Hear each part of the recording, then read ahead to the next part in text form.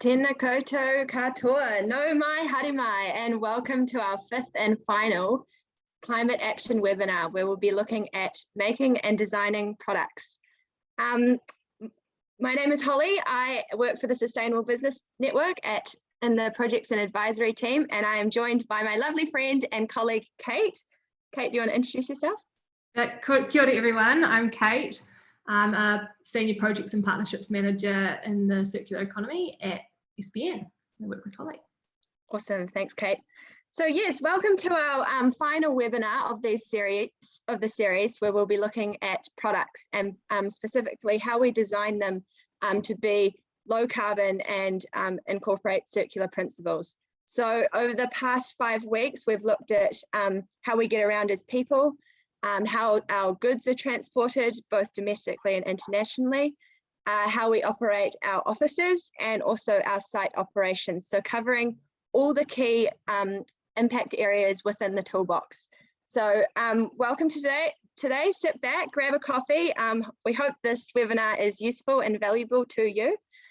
So just before we get into it, just a bit of background on the toolbox. We launched it about 10 weeks ago, and we've got some really awesome feedback and some really promising data. So we've had just under 10,000 unique visitors to the toolbox. And so that's really cool to see people using it, and it's being shared by not only our partners, but also a number of other organizations, which is really cool too. So this is a public-private collaboration project. So a massive thank you to our partners, our 6 funding partners. So that's NZTE, Waka Kotahi, Biz.gov, ECA, Meridian and BNZ. We would not be able to do this without them. So massive thank you to them. So yeah, we'll be continuing to promote and enhance this toolbox for the next 5 years. So keep an eye out for updates coming your way there. So yes, today we are looking at making and designing products. Kate, being our amazing circular economy expert, is going to dive into what that means. And we're also going to be joined by Evan Thomas, who works at Blended Design, and he does some awesome stuff with businesses looking at, you know, how the products can be more sustainable and incorporate those circular principles. I just would like to share a quick video we've made that just is a good overview on the toolbox.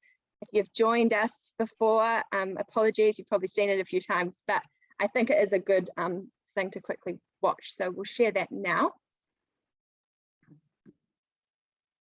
The impacts of climate change are being felt everywhere. It's time for urgent action. And that's why we've come together and created something to help Kiwi businesses to get started. It's called the Climate Action Toolbox. The Toolbox is a free and simple to use self-assessment tool, and you'll find it on the award-winning business.govt.nz platform. The Toolbox focuses on key areas to help reduce your carbon footprint, whether you're in an office, factory, or out and about. How you move people and goods, and how your products are designed and made. You'll get tailored advice based on your business.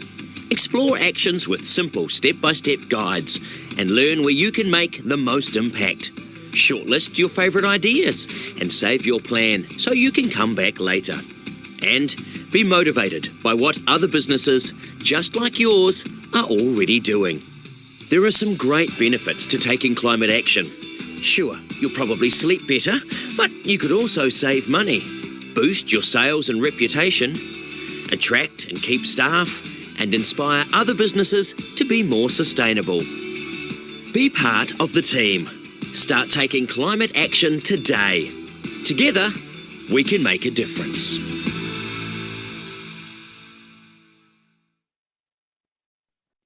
Awesome.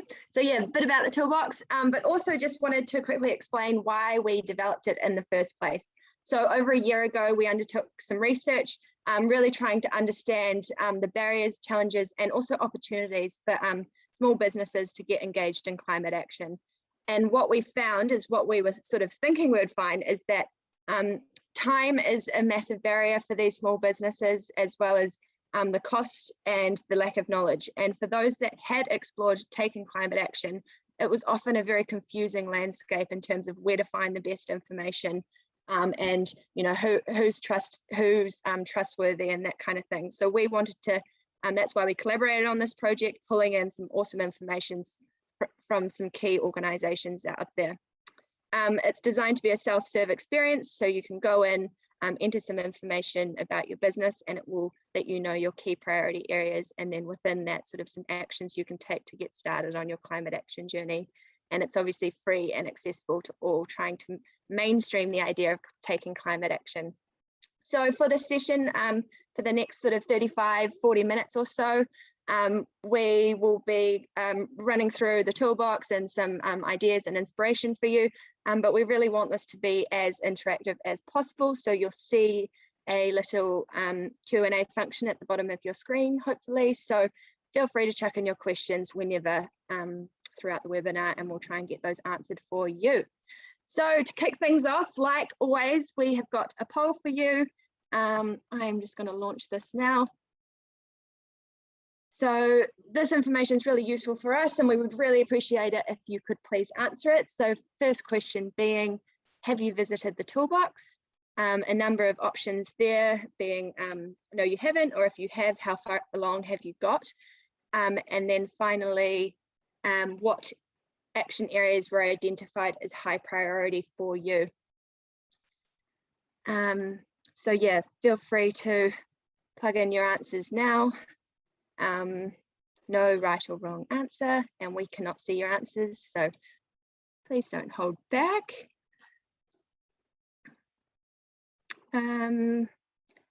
Still got a few coming in, so let's see how we go. Cool, I'm going to stop it in 5 seconds, so final chance. Great, okay, I'm going to end that now. Thank you very much for those that answered. So share results. Great, first question. Majority of people have checked it out and completed the assessment, but not yet developed an action plan. So hopefully after today, you'll have a bit more confidence around what that means, and how you can sort of log some of the actions and start working on them. And then the second question, the impact areas that were identified, office operations has come out as the top one. So we covered that a couple of weeks ago, and that event is available for you, the webinar, sorry, is available for you to view whenever you like. So if that's your impact area, check that out, as well as all the other previous webinars as well. And a few of you have said designing products, so that's great. Hopefully this is useful, and if designing products isn't a key impact area for you, hopefully you just enjoy sitting back and looking at all the awesome case studies of businesses that are already working towards making their products more circular. So thank you for that.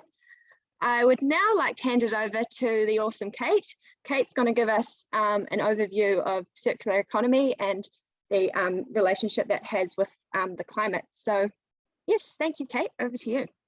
Awesome. So just a couple of slides from me.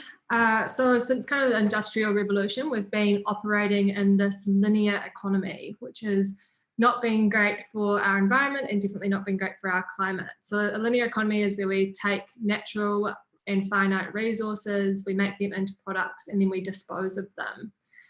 And so this obviously has huge environmental impact and doesn't have any kind of recognition of where those materials have come from, and the fact that a lot of them are finite sources and the environmental degradation that comes with it.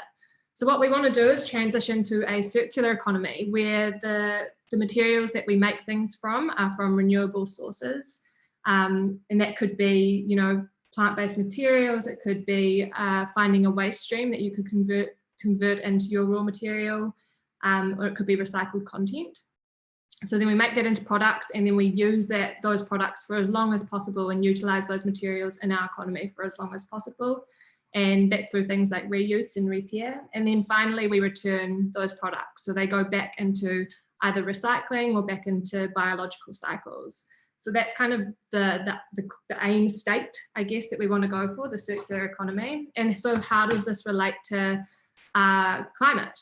Well, greenhouse gas emissions are a direct result of our take, make, waste economy. And our efforts have kind of focused on, for tackling the climate crisis, have kind of focused on our transition to renewable energy, complemented by energy efficiency. But that only makes up 55% of our carbon emissions. The other 45% comes from the production of things like cars, clothes, food, and other products that we use every day. So we can't overlook the products that we're making, and so we need to design our products to fit into the circular economy model.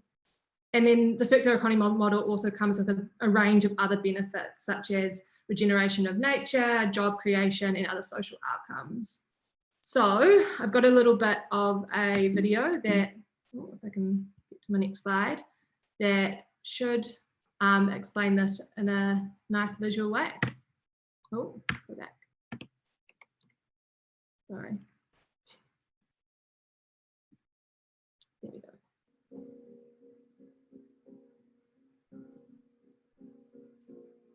Climate change is a result of our take, make, waste economy. And until now, we've looked at solving climate change largely by switching to renewable energy. We're replacing fossil fuels with wind and solar power at speed all over the world. But the truth is that the energy transition will only solve half the climate problem. It's like we've been reading only half the book, like we've been watching only half the movie. So what completes the picture? Transforming how industry uses materials and how we manage land. That is, transitioning to a circular economy. It's more than energy. It's about transformation. What does that mean? It means we address things before they become a problem and design out emissions before production even begins. We build an economy that eliminates waste and pollution, keeps products and materials in use,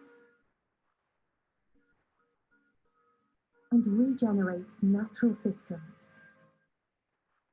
The circular economy can help address climate change by reducing emissions from industry, land use, and agriculture. So how do we make this transition?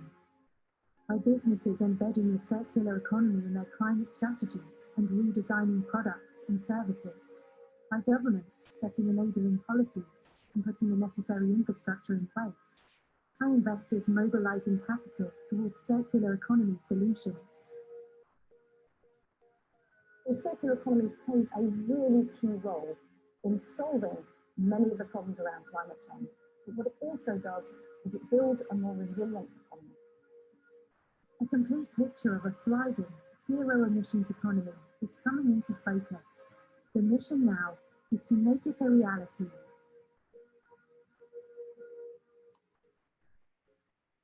Awesome. And so that video is from the wonderful Ellen MacArthur Foundation. And if you're interested in learning more about the circular economy, I recommend going and checking out their resources online. But yeah, let's keep talking about redesigning products. Back to you, Holly. Awesome. Thanks, Kate. I love that video. So what we're going to do now is I'm going to share the toolbox with you. So for those that answered no and haven't checked it out, this is the homepage of our Climate Action Toolbox. It sits on the biz.gov site. And so what we've got is, why it's good. And then these are those 5 key impact areas that were in the poll earlier. So moving people, moving goods, office operations, site operations, and designing products, as well as our partners, and then a number of case studies down here as well. So what we're going to do now is dive into some of those case studies. So if I just quickly go into designing products, give me a moment. So sorry, this gets started. That's put in information about your business and it will produce your own action plan. But if we're just looking at this, we have 2 key actions under this impact area: tweak your products and transform your products. So both of these actions have step-by-step guides trying to sort of walk you through how you can start thinking about introducing circular economy into your product, as well as redesigning your products to be more sustainable. So it's about looking at the whole life cycle, looking at the materials, how your operations are running, the waste that you're producing. And then we've also got a bit on product stewardship as well. So product stewardship is another key area that SBN looks at. So that's looking at, how do we take responsibility for the products we make, sell and buy. So often that is through a take back scheme. So that's about once a consumer is finished with a product, how do we get it back to the business that produced it, and how can they maximize those resources and materials that were put into that product so that we're sending less to landfill and recycling, repurposing and remanufacturing as much as possible. We also have links to key information, why it's good, and some case studies. Just going to quickly jump into the transform your products as well. So this is a deeper dive, really looking at, how do we radically change our products to be more sustainable. So we suggest starting with looking at just one product to change. It can be very overwhelming if you're looking at all the different products you produce currently. So choosing one that potentially has the biggest impact, talking to your staff and understanding, getting their input as well. First step, thinking about the product's purpose, what's the problem it's trying to solve, and then looking at the different impacts the product currently has, how far it's traveled, how's it manufactured, how's it used, all that kind of stuff. And then brainstorming ideas of, changes that can be made. And we've got a number of links to different areas within the toolbox that can help and support you with that redesign, identifying some of those opportunities, and then thinking about what that will look like for you as a business, and then a bit more on product stewardship there as well. Cool. So hopefully that gives you a bit of an understanding. I think Evan's going to dive more into this soon, but we thought it would be really useful. I'm going to stop sharing. Kate, you can jump on next. Is to just, circular economy is quite a high level theory to think about. So we wanted to make it as relatable as possible. So we're going to just quickly run through a number of New Zealand real life case studies that are already doing this to hopefully spark some ideas and get you thinking. So yeah, so what we've done is we've pulled out the steps from those action plans I just showed you, and then chosen a business case study for each one. So Kate, do you want to kick us off with the amazing Allbirds? You're on mute. Cool, you should be able to hear me now. Yeah, cool. So the first one is consider the whole life cycle of your products. And we've chosen Allbirds as a nice example of this, just because they've done some really great work in working out where the carbon footprint of their products.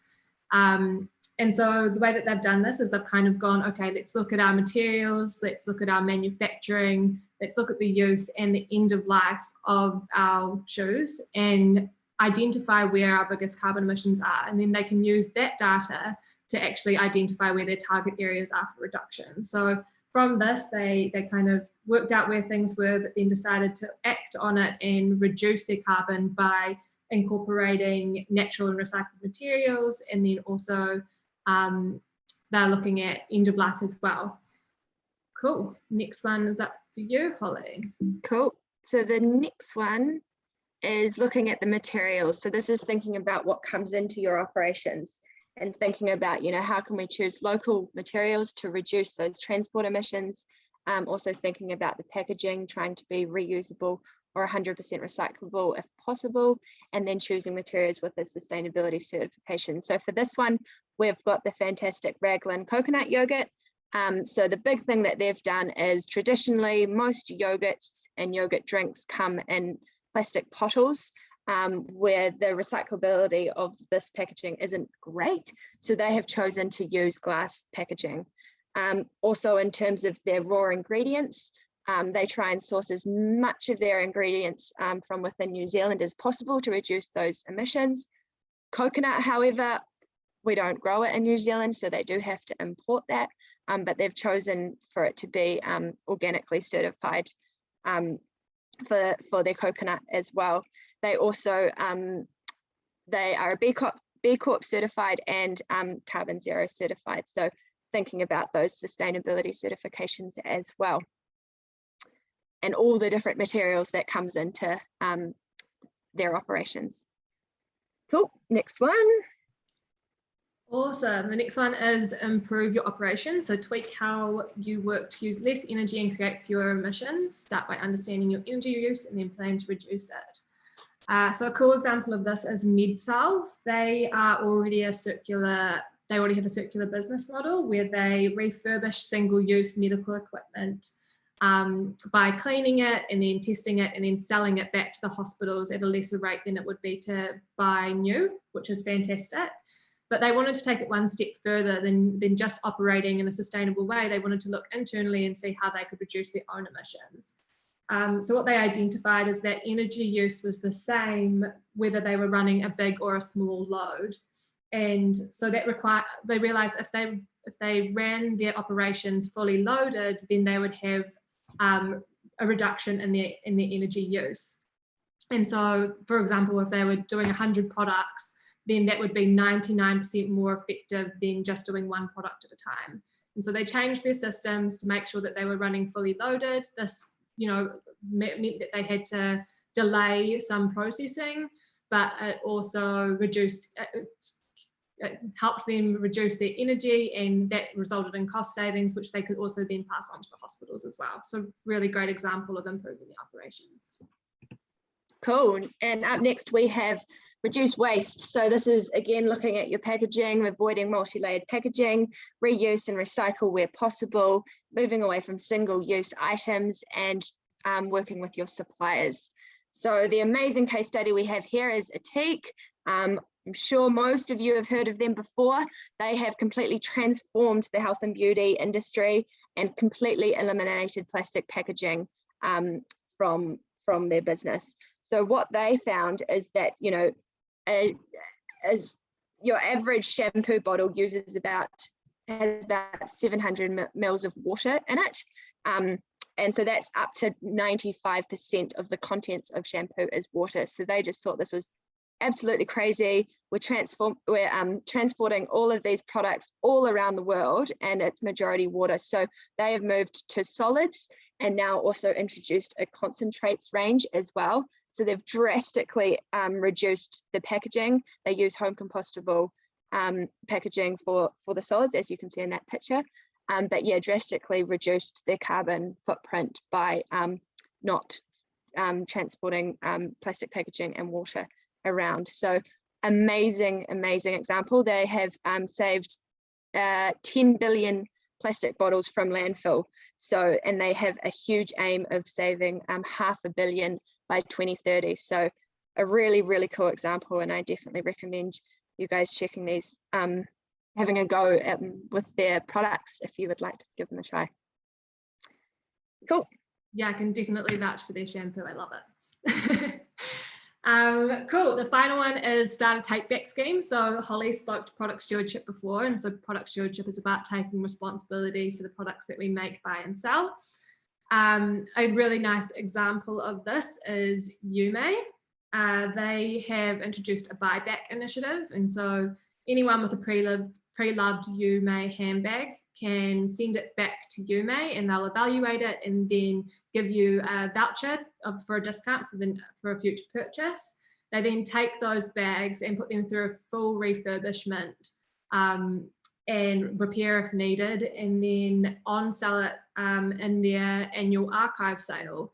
And then they take some of the proceeds from that archive sale and also donate it to charity. So a really nice example of a product stewardship scheme. There's lots and lots of product stewardship schemes that are out there, and they all vary from, making sure that your product is recyclable to offering repair to offering refurbishment to on-selling, all of those different things. So definitely have a look at our product stewardship website, which has some great case studies on product stewardship if you're interested in that. We also have a resource available on SBN's website that helps you get started and start thinking about product stewardship for the products you sell. Cool. I think that's it, right? Cool. Yep. So yeah, hopefully that's given a good overview. It's a bit tricky because it's very product specific. So, but as you can hopefully understand now, there are heaps of different ways you can look at it and incorporate it into the life cycle of your products. But now I would like to introduce Evan Thomas. Evan Thomas is an industrial designer at Blended Design. We're very lucky to have him here today. Welcome, Evan. Thank you for joining us. Yeah, thanks guys. Pretty cool to see all the work you've been doing. So it's cool to be a part of it all. Awesome, thank you. So yeah, for the remainder of this webinar, we are just going to run through some questions with Evan, but as said, if you have any as well, please chuck them in the Q&A function. So to kick it off, Evan, do you want to tell us a bit about Blended Design and what you do? Yeah, so we're kind of in an interesting little spot where we don't specifically make one product. We help a lot of people make different products. We're a consultancy, so our aim is to partner with clients who have ideas, and we work with our team of industrial designers and engineers to kind of conceptualize and turn those ideas into reality. One of the things that we've been really conscious of though lately, and this is why we're kind of starting to reach out, is that the whole making and wasting products, we feel like we are part of the problem and also part of the solution. So we're quite keen to get a little bit more engaged with working out some more of these like really nice solutions that, you know, some of the examples that Holly and Kate were just showing before. Cool, great. And then so on that, so when you realized that, you know, you were part of the problem and that you have a massive opportunity to influence these businesses to think about, you know, the whole life cycle of their products or what's happening end of life, do you have any cool examples of work that you've done with, you know, of businesses that have redesigned or transformed their products to be more sustainable? Yeah, so quite a lot of the time that I was talking to Holly and Kate about this is that we kind of realized that there's a problem and people need to start thinking about this. And so we've started to develop a bit of a workshop where we kind of work through some people's products. And it's very tricky because sometimes you get people who have existing products, which kind of more suits, you know, with the SBN guidelines, the tweak column, and then you get the transform column, which is on the other side, which those are like the products that don't exist just yet. So one of the things that we're going through, I was kind of looking through some of the stuff that we've done in the past, and one of our clients, they make these little clips. Now these guys are pretty niche little products. They hold on squabs on big fancy super yachts. One very common problem is that over time the little red bit inside there was to fail just over abuse and, you know, extreme temperatures and everything. So we had a bit of a sit down. We thought about what are some cool solutions around that. And one of the things that we really like to do is that we were thinking that every time that got damaged, you'd have to unstitch all of this, rip that out, you know, replace the bit and then sew a new bit on. So we had a look at creating a different product. You know, we transformed it. We didn't really tweak it as much, but you can see that we've now gone to a different system where you can actually remove the part that becomes damaged over time. So you're not having to, you know, completely write the whole entire squab itself, just the little part that's failed. Perfect. Cool. Yeah. Kate, do you have it? Sorry, you go. No, you keep going if you've got more. Keep going. Yeah, well, some of the other things that we like to do is when people come in the door and they have an existing product, there's a couple of steps that we think are really important to try review. So it might not actually be the product itself that needs tweaking. Sometimes it can be, we look at, you know, where the materials have come from, like you guys were saying, what their manufacturers and where they are. So if you can, you know, look to see if there's any satellite manufacturers in different regions, can you kind of consolidate those into one area? Because the inevitable truth is that nearly everything that is produced is done offshore. New Zealand manufacturing industry is fairly limited. So a lot of what we do is working with international suppliers and manufacturers. Well, challenges of being a small island nation in the middle of nowhere. Yeah. It's a tricky little situation that we've got ourselves in here, but I wouldn't change it for anything. One of the other things that we tend to find is that products that do come in the door, and we kind of sit down and have a little bit of an audit of these, is that there are opportunities to optimize your product without, you know, radically changing it. So can start to look at, what you look at your bill of materials and see how many parts are within this thing, and start to see if there are opportunities to design out some components. So you're not radically changing your product or anything, but you are minimizing, the amount of material by reducing your wall thickness, or, seeing if you can get 3 components to actually just be one. Another common failure point that we see is products that fail in one area, but that then makes the whole thing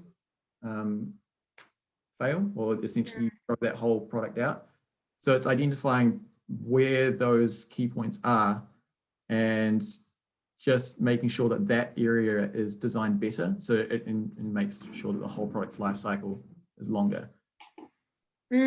Love that. Yeah, because that's kind of what we've tried to emphasize in the toolkit as well. We don't need to, well, we do, but you don't have to radically change what you're currently doing to be more sustainable. It's, it's a journey, it's a step by step. So all of the actions within the toolbox, including in the product design, it's starting with, how can we be more efficient with what we currently have, and small tweaks and changes that do have a big impact that will then hopefully lead to that more transformation of products and services and businesses that are fully sustainable or fully circular or whatever that may be. So that's awesome. Yeah, I think as well to that kind of elimination piece, I was thinking about the work that we've been doing in packaging, and packaging is a huge one where you're just eliminating some of the unnecessary packaging that doesn't provide functional purposes. It's a really easy step that businesses can take, and it has a huge impact. I think with plastics, it's projected that by 2050, something like 50% of our emissions will come from plastic production. So anywhere that you can reduce it and eliminate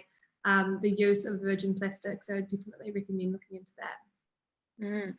We get a lot of people that are looking at packaging at the moment.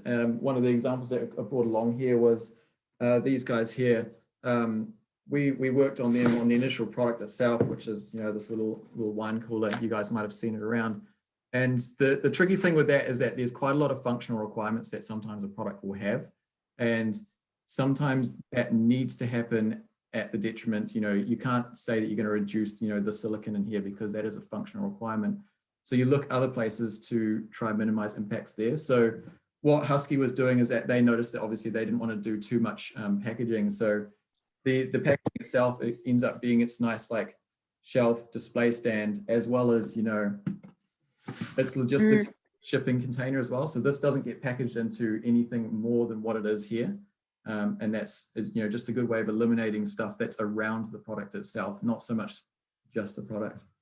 That's a beautiful example of like innovative functional packaging that kind of uses the minimum amount of materials that's required to keep the product safe. Yeah, and it's a nice way to get your foot in the door, just without having to really kind of shake the ground and scare everyone and all your stakeholders and everything. So. Yeah, absolutely. Yeah. Cool. Just a reminder for those that are viewing, if you've got any questions, please put them in. Evan, you're talking about workshops that businesses can do to sort of get started on this journey. Can you, talk us through what's involved there, and then if I was a business wanting to start thinking about this, where do I start? Any recommendations you have there would be useful. Yeah, so again, like I was saying, the workshops we kind of tailor, we kind of ask a few questions at the start and to see whether or not they are designing a new product or not. But generally they do follow a similar route. We just kind of tweak a few things within them. But the main thing is that right at the start of the workshop, and this is especially prevalent in products that don't exist yet, is that we really start to hone down on the reason why that product needs to exist in the first place. Quite often, you get people who have got a great idea, which has stemmed from a problem or something that they've seen, and they've come up with a solution for it, but you really need to question, first of all, is that the right solution? And when a product doesn't exist, that's when it's at its most liquid and ideas are cheap, right? So you can start to play around with that a little bit more. Following on from that, and this is, kind of more falls into whether a product does exist, but you can do it for a conceptual idea as well, is that start to really think about the life cycle stages that your product is going to go through. One of the things we really struggle with is how can you analyze a product's life cycle that doesn't exist yet? But you can still think about it quite at a high level. So, break the product down into its key life cycle stages. And the Ellen MacArthur Foundation has some really good stages that you can use as a framework for that. And then just start to look at, how you can see what impacts are coming from that stage and any opportunities that you can do to reduce those little circular elements that you can find within there. You might find an opportunity to reuse a portion of the product or repair it. So then that keeps that product in its life cycle, kind of like the fast mount solution I just showed you before. And then once you've kind of got all your opportunities, the biggest thing that we try to do is try rationalize which ones are most important. You want to be able to come away from that with an action plan to say, this one's going to be easy to do and it has high value, so we're going to do that first.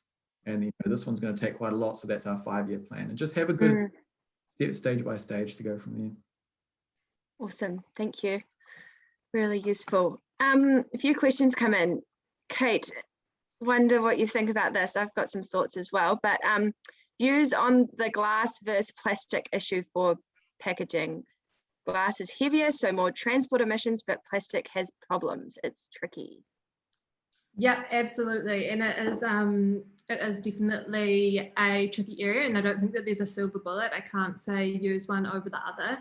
I would just say consider some key things. Glass is first and foremost really optimal for reuse systems. So if you can think about getting your products into reuse systems where those glass vessels will be washed, that's what I would recommend. Let's get reuse up and going. But yes, it does have a carbon footprint associated with the transport of a heavier material. And so maybe just think about where your product is going to and from. And if it's shorter distances, then maybe it's more right for a glass product. Plastic, on the other hand, I would just say it has many, many benefits. There's lots of innovation going on in plastic at the moment. So if you are going to use plastic, think about increasing recycled content, switching to renewable materials. So there's some really cool technology that's coming along now where they're using biological materials that can actually still be recycled like traditional plastics. So I'm not talking about compostable or anything like that. I'm talking about really traditional plastics that have been made from a renewable source, which is super exciting. And yeah, I would just say that look at the functional purpose and try and get rid of any unnecessary packaging, innovate into those reusable systems, and then circulate. So make sure that the product that you are using is keeping in high value circulation. Awesome, perfect answer. Don't need to add anything to that. And what packaging types are the best, Kate? Quickly for packaging numbers. Types the best. Numbers. Recyclability in New Zealand.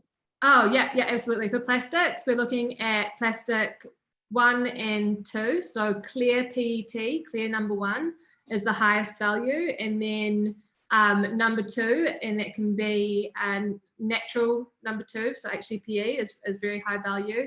Then comes coloured HDPE, and finally PP, or number 5 plastic, as well as recyclable. So 1, 2s and 5s are your best bet, but try not to mix colours in there too much because that complicates material streams. Perfect, thank you. And then another question, main motivations for businesses looking to reduce the impact of their products. So basically benefits of moving to more sustainable products. Evan, do you have any thoughts on this? What are you hearing from your clients? Yeah, it's a varied boat. Some people come to us because they have a requirement to do so, kind of like with product stewardship or something like that. They all see this is now their problem, so they need to be thinking about it.